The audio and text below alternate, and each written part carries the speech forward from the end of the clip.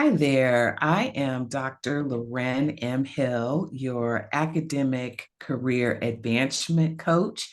And I am so happy to have with us today someone who I've known for well over a decade. I have watched her ascend through the ranks of the academy. I'm always cheering her on from afar. And even if it takes us getting on a plane, not unbeknownst to each other, that we're on the same flight, going to the same location, sometimes that's where you just run into your friends, right? So, welcome, Dr. Tamara Floyd Smith. How are you doing, Miss Dean? How are you?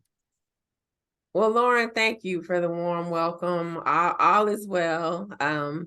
Higher ed is can be a chaotic sector to work in, Mm. but apart from that, all is well. We are approaching the end of the semester, and those of us who are concerned about student success are monitoring student progress and trying to ensure that they're able to complete the semester successfully. Mhm. And but all is well, and thanks for having me. You are so welcome. You're so welcome. And so let me just so people don't aren't left hanging trying to figure out the mystery. So we met over a decade ago. We were part of an NSF fellowship for women of color who were aspiring to ascend in academic leadership, and it was the hours program, the underrepresented scholars, right? And so that was a year-long program where our presidents had to put our names forward, and we were accepted into these very small cohorts. And I loved the experience. We've made fast friends and have continued to support and nurture each other from that time forward. And there were some, some happy times, some sad times, some anything in between. We celebrated each other and supported each other. And I am a big fan of, supporting each other in these areas that aren't always supportive or welcoming.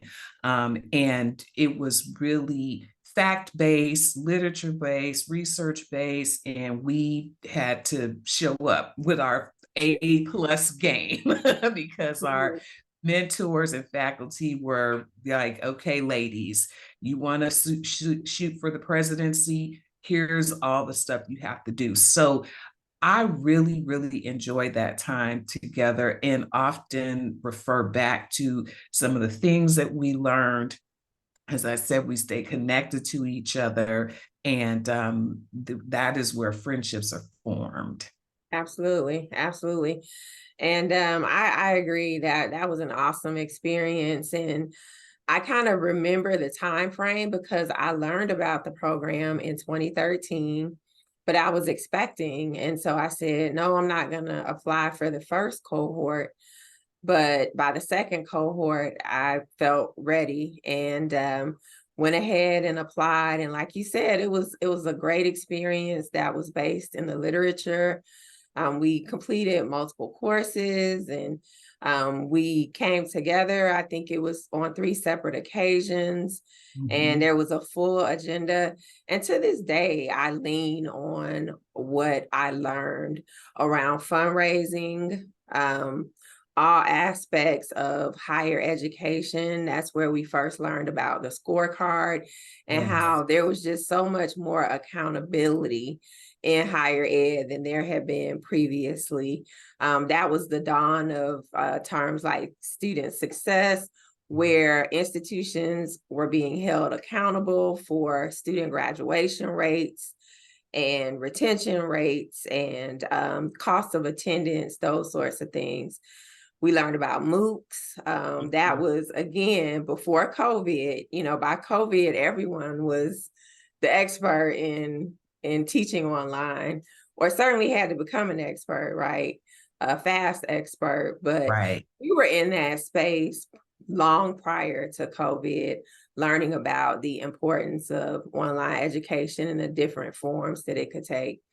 So absolutely, it was an awesome experience, and everything I learned, I still use, and I really attribute it to the success that I've achieved over the years. When I went to that program, I was a full professor, so I was at the top of the academic rank, but I did not hold an administrative role.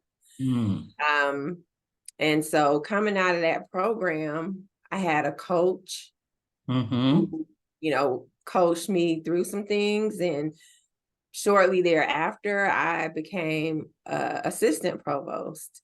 And that was not my original plan for my higher education career, but the program prepared me for that. And when I assumed that position, it was at a time when there had been a lot of turnover in various leadership roles at my institution. And we were having some challenges with accreditation, but again, the program prepared me for navigating that space of regional accreditation. We learned about all the regional accreditors, Yeah. and even 𝗬𝗂𝗋𝗄, the acronym is, maybe you can help me with it, but they're the umbrella organization, I think is the appropriate term, around regional accreditation, or at least back then they were. So all of that was in our curriculum. And so I was able to immediately contribute to my institution. And like I said, that was my entry into academic leadership as assistant provost, and the rest is history, as they say. It is history. And really, I think back really, dare I say, with nostalgia on that time, right?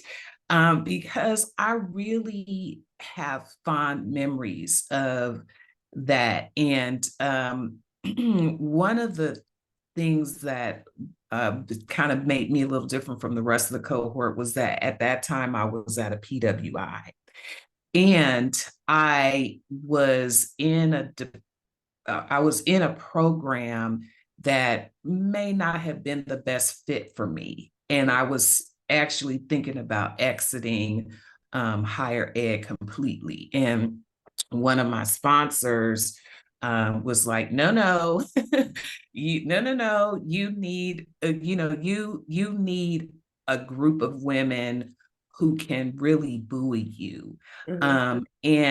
And so I felt like I had the interpersonal support. I had like sisters in arms, but part of what I was missing at my institution was the rigor, right? Or at least in my department, I felt like, it was kind of like lightweight, and my brain is wired differently. Like I need like, where's the article? Where's the book? Who wrote it? What did we like? All of that stuff. And so going in and having to really roll up my sleeves and have the practical part of it as well, because we learned some things. Like you said, we learned about regulatory bodies in ways that I don't think anybody really knew about it before that point. And maybe just, even as administrators, you might know some of it, but this was really a deep dive. So I think, and people gave us some real clear instructions, like join this, be on that. This is a committee you need to serve on. Don't waste your time on that. And so with that structure and guidance and the coach and the sponsors and the leadership assessments, it was a rich experience and very, I think, ahead of his time and innovative. And Absolutely. so when we think about these types of opportunities to do to get involved in these trainings or certificates, sometimes I feel, people will hear me say, nah, you don't need another, right? Because we have enough, and oftentimes we have more than enough, right? We're either overqualified, have 15 different certificates before we apply for the thing, right? But then there'll be others who don't have any of that, and they are emboldened to apply for the thing and then get it. Right. So how would you advise people on discerning, selecting, what should I do, what should I not do? Because like you said, you invested a whole year in that particular program, and the results were immediate. Right. I think that every individual has to assess their own level of development and make a determination about what's missing there. And typically in higher ed, we're terminally degreed at a minimum, right? We have master's degrees Right. if we're faculty members. And so educationally, we've demonstrated our ability to think critically and understand what's potentially missing.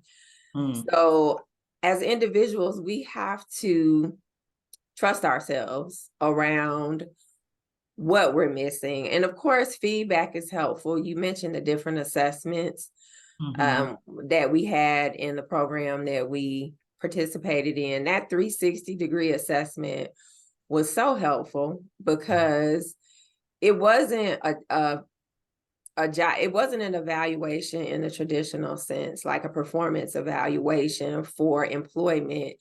It was an opportunity for a constructive feedback that's kind of off the record, right?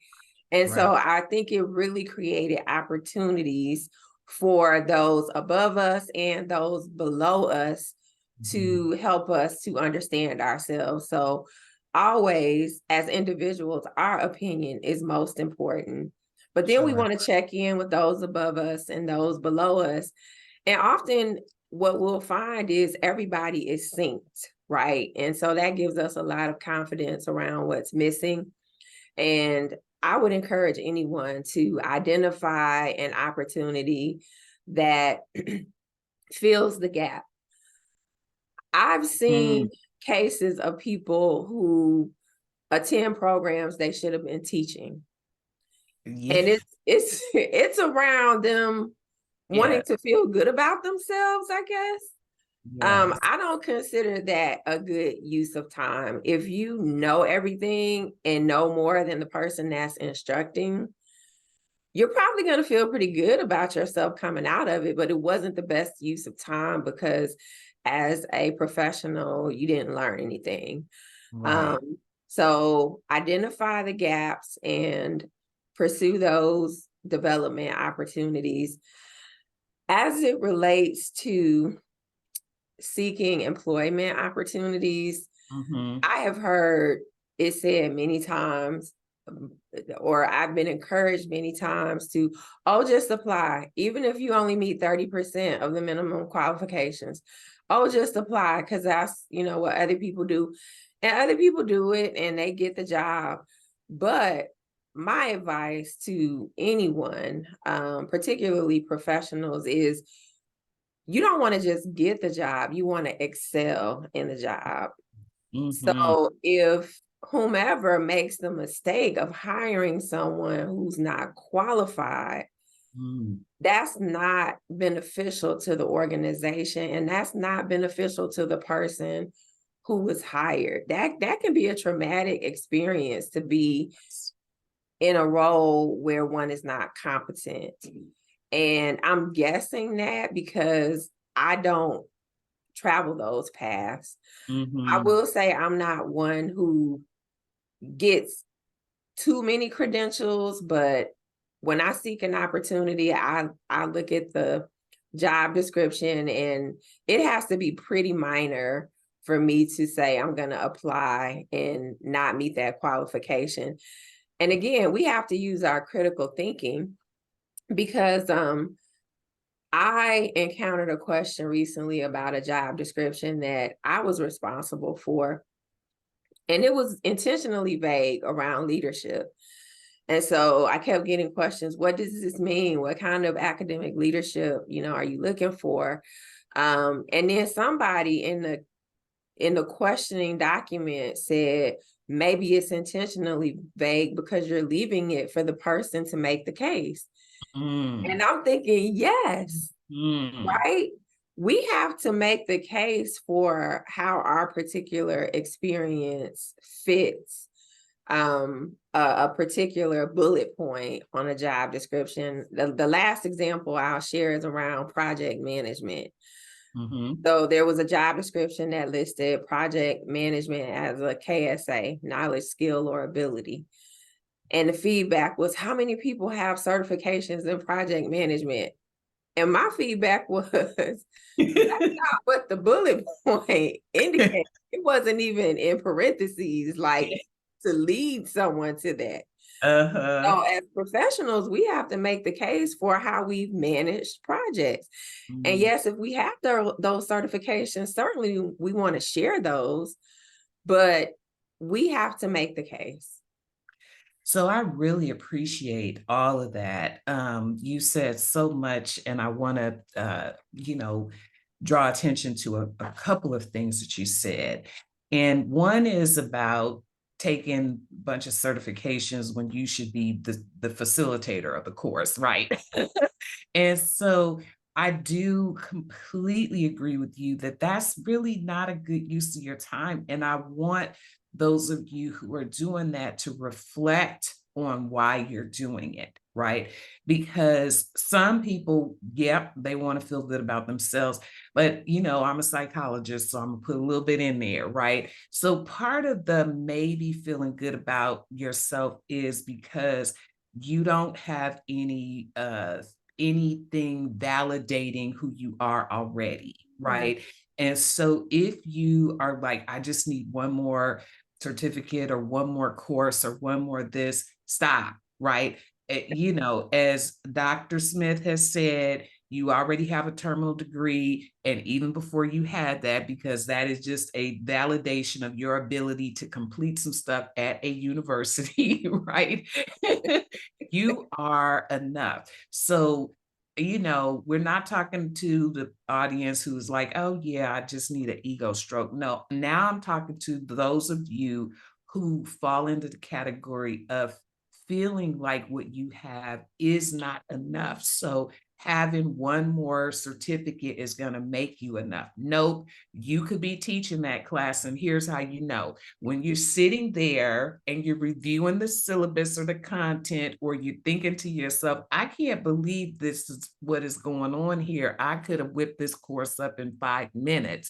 Then it's time for you to say, you know what? Okay, I will now use this experience because I've invested my time, money, what have you, in making this a case study, right? So I'm going to sit back, I'm going to take in the information, I'm going to be critically thinking about it, and then I'm going to go develop my own course and teach it and have somebody come take it from me, right? And then the other thing that I would say about one of the points that you made, which I think is perfect, is people will tell you to apply for jobs all the time. Oh, you could do it, you could do it, you could do it. Be mindful about that. If you have not met the threshold, I would say when I'm coaching people, if you have not met at least 80%, right, I might push it down to 75 and in a pinch 70, but we really need to be able to articulate those places where there are gaps, right? Because not everybody is, sometimes you might be able to get 100%, right? I've done all of this stuff. But there are times where you can apply for positions where the institution can help you grow in those areas where you may not have the experience. And that's okay. But when you flip it and you are missing 70% of the qualifications, that to me means it's not a good fit, right? So, and hey, we all need jobs. We real grown, got mortgages or soon to have, et cetera, right? Lifestyles and all that.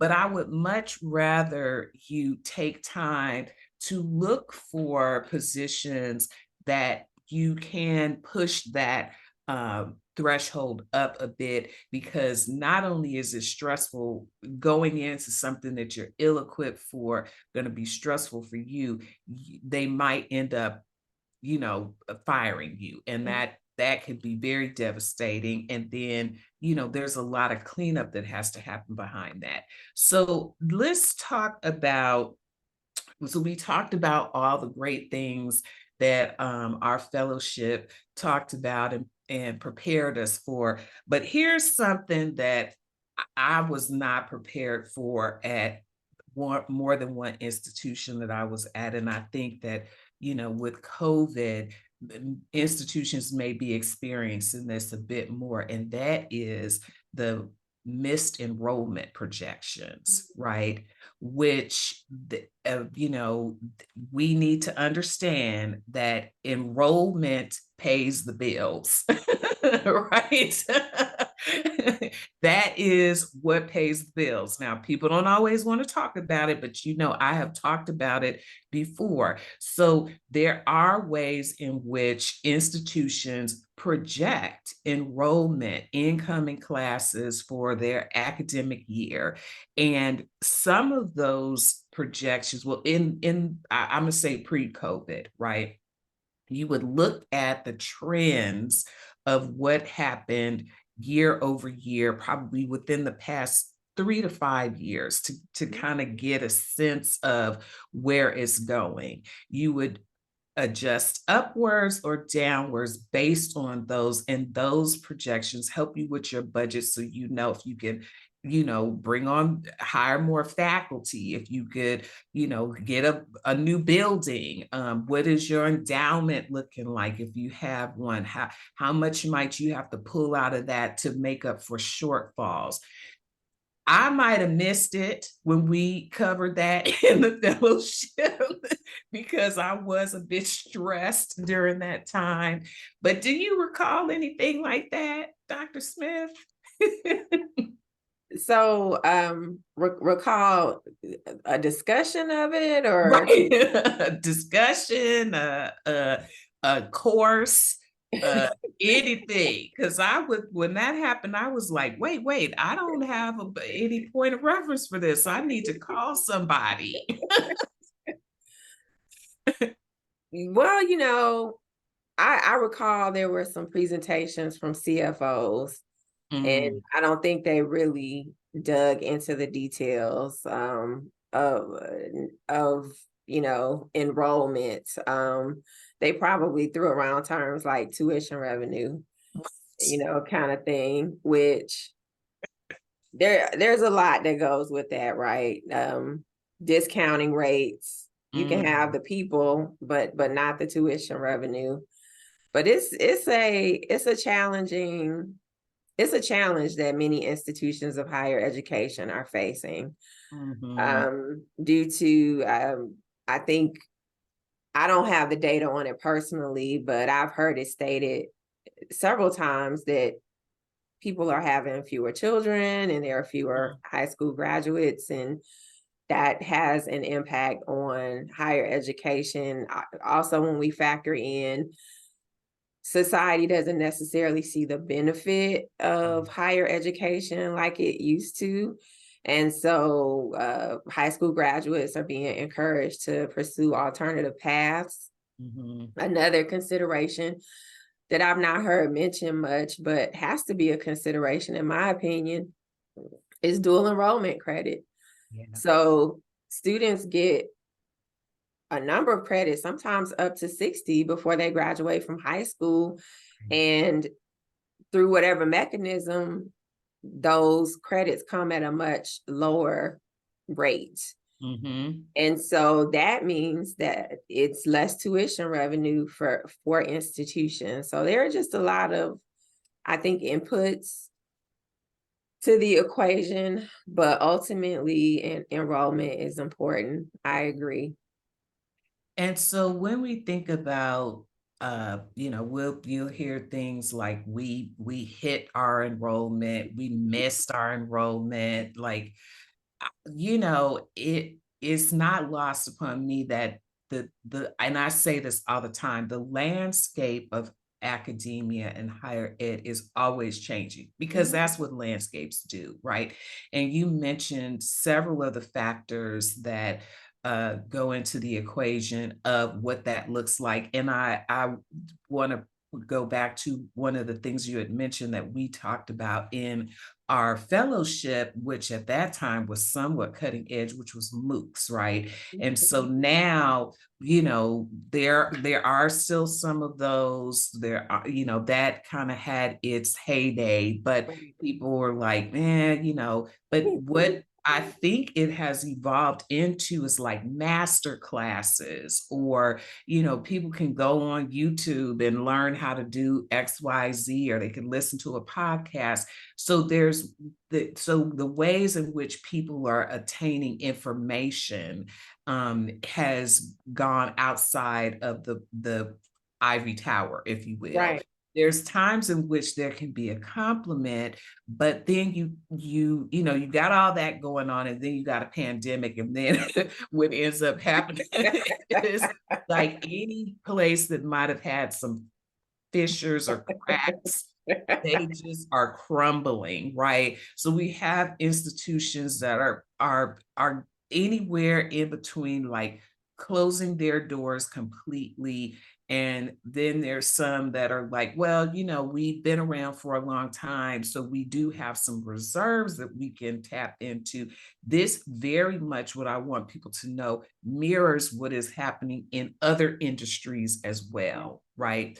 So, as I said, we didn't really go into a lot of deep detail about what that means. So, do you have any like examples or metaphors about what that looks like, so that the audience can kind of wrap their head around, we about to close our doors, or we just dipping into a little bit of the rainy day savings? Absolutely. And, I think it's always helpful to have analogies that anyone can relate to, because everyone in higher education hasn't been focused on the financial side. That's been my experience throughout higher ed. I've had colleagues say things like, no, I'm not going to open house. I don't need to help recruit students. Yikes. Enrollment doesn't impact me, and I'm thinking, yes, it does. So I think an analogy that anybody can understand is institutions that are getting ready to close, they're on one extreme. That extreme is equivalent to imagine a person who has maxed out all credit cards, doesn't have any savings, never did, has exhausted all opportunities for payday loans, doesn't have any relatives with money that would, give it to them. And so they're just really at the end of their rope financially. And, they're playing the lottery and just, whatever they can do. You have the occasional institution that gets lucky, the equivalent of a person who got a scratch off that paid 100,000 and, I'm okay, right? Hopefully the audience knows what a scratch off is. If not, I'm gonna suggest that you do what my 10-year-old does and Google it. Yes, absolutely. Absolutely. It'll be fun. Right, it will be. And then the other extreme is, an institution is being very responsive to enrollment trends, and says we missed our target. But that institution has reserves. So that's the individual who, for 1 month, for whatever reason, went on, maybe went on a vacation and spent a little more than that person was planning. They're just many, many explanations for it, right? An emergency maintenance item, repair. But basically, expenses exceed the income for that month, and that person has to dip into savings. And in my opinion, in financial literacy courses, that's what we teach. We teach those principles. Have savings, so when you have those surprises, you can use your reserve funds, and then over time build them back up. Make the adjustment. Okay, I overspent this month, so I'm going to cut my eating out budget, for a couple months to replace that. And that's not terribly painful, right? It's quite the opposite of the other extreme of just having no viable options for survival. Right. That's how people end up evicted and cars repossessed, that other extreme. So that's the analogy that I will offer for that. Well, thank you. And, I think I might just for fun go out and buy a scratch off today just because you mentioned and that's not a strategy for me to pay any of my bills, but I do have a little discretionary funds available to go get that or a Powerball or something of that nature. But and we want to keep it kind of light, but we understand that this can be very difficult. And so a couple of things come to mind. Let me know, what your thoughts about this are. So if you're currently at an institution and you notice that so you're more on the end of we're all right, but we notice some enrollment dips. Here's what I would recommend, because I've been at institutions all along that continuum. And so you mentioned faculty or people saying, I'm not going to open house because, what does that have to do with me? Please, I am imploring you to do this as part of your strategy, not only for survival, but to have some visibility around the institution, and to show that you really are, team your fill-in department, right?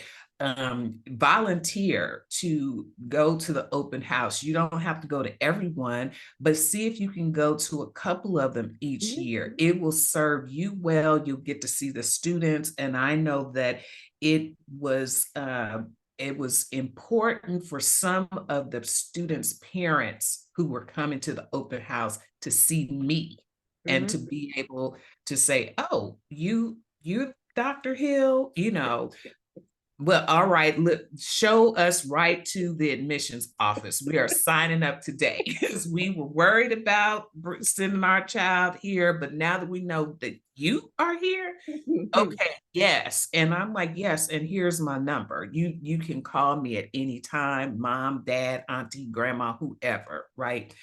The other thing is, if you are department chair and you are, sort of tasked with the open house, make it easy for your faculty. Maybe what you can do is put together, like, okay, Dr. Hill, you do it in January. Dr. Smith, you got March, Dr. Rotate.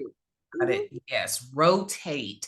And then that way people, we got enough stuff to do as it is. And now you want me to come in here and do this. Well, yes, I do, because it's going to help enrollment. And then, if your further up, so we talk about faculty, now we're talking about department chairs. If you're in higher leadership, you know, encourage your faculty, your staff, your administrators, like, here's why we got to do this. I think a lot of times it's a mystery, and it's like, oh, that's admissions over there, they do that and we teach the classes. No, it all goes together. Mm-hmm. Mm-hmm. Absolutely. Excellent advice. So that's what I would say about that. Now, if you on the other end, you know, because we can get some students in, we can show up at the open house, we can serve some coffee and cookies, and we can get them in. But know that enrollment doesn't count until the year the student starts, and then you got to keep them there, right? Do everything you can to help support them with retention. Now, if you're on the other end where you find the scratch offs, and you I remember one of my one of my mentors went to do well, actually we were on a accreditation visit at another institution for regional accreditation, and she looked at the president and she said, faith is not a strategy. I was like, uh-oh. So when we think about that, like, scratch offs and faith are not a strategy. What one may want to do is, sure, you want to hold out hope that things will turn around, but you have to think about yourself and your career, right? Do you stay, or do you look for an opportunity to pivot and move somewhere else where you could have some stability? And that may be a difficult decision. But I know of an institution where they didn't get paid for like 4 months, and people were still holding out hope because the communication was rather guarded. And there's reasons for that, right? Because you don't want to be putting your business out there all the time, and you getting your lottery tickets, and you doing this, and you hoping that you could get cross fingers, faith, and that somebody at the Department of Education is going to send you some money to keep the school open. So when you find that there's some indicators that things aren't quite going the way that you'd hope for, and one of the ways in which you might know that if you're at the faculty level is like, my classes are getting smaller, right? Or if you're a chair and you see your budgets and you got a bunch of cuts coming down, then you be like, what's going on here? Because sometimes what will happen is you'll have a department that has a bunch of students in it, and then they'll take some of that money and spread it around, in one bucket, but that's not always the case. So my advice is to really be mindful of the signs and when it's time to look for other opportunities. Absolutely. I agree. And, I think there are extremes, right? And in extreme cases, we know what to do. If an institution is missing payroll, I don't think a clearer sign is needed. Right. But then at the other extreme, kind of belt tightening, that may not signal anything that's structural. It could just be we're course correcting. And when enrollments, go up unexpectedly, we'll course correct in the opposite direction. But it's kind of that middle ground that I think is difficult to navigate as it relates to, do I stay, do I go? But I think some considerations are, most institutions don't fail. And so if it's not an extreme case, then the institution probably won't fail, but staying could position one for leadership opportunities because other people decide to go. And so now it creates kind of a vacuum that allows for more people to enter leadership roles. But then the other side of that is just related to, there are opportunities nationally, and sometimes having that push to pursue something that's different and greater is what's needed. Of course, there's an energy barrier, right? There's the application process, the interview process, and it doesn't even end when the job is offered, because then there's relocation and everything that goes with that, depending on the complexity of one's personal circumstances. So lots to consider and decide, but I think that's where a good coach can help. And it doesn't have to be someone with that formal title. It could be a mentor. But feedback, I think, locally is often helpful in making difficult decisions. Yes, absolutely. And I couldn't agree with you more that there are always opportunities, right? So y'all know about my ampersands. And so, just because the institution is struggling, and as Dr. Smith said, there may be some belt tightening, just be mindful of your surroundings, right? Because there's always feedback from the environment. And so you want to know, like, what's going on at the institution, but you also want to know, like, what's going on with me, right? Is this an opportunity for me to do some soul searching? What does my career map look like? If people are leaving and I think that the institution's gonna be okay, how do I position myself for leadership, promotion, all of these things? They really can be opportunities for you to shine. So it's not always, doom and gloom and, padlock on the front door, but know that there will be some challenges, and you're going to have to come in with some innovative ideas, some fresh perspectives, and it can certainly be time for you to shine. So I want to thank you so much for joining me today, Dr. Floyd Smith. This has been a great opportunity to exchange ideas and reminisce, dare I say. And just, know that I am always in your corner and cheering you on. And I'm so proud of you. And I'm so glad that we were able to spend some time today and I was able to share you with my audience. Dr. Hill, thank you so much. It's been fun.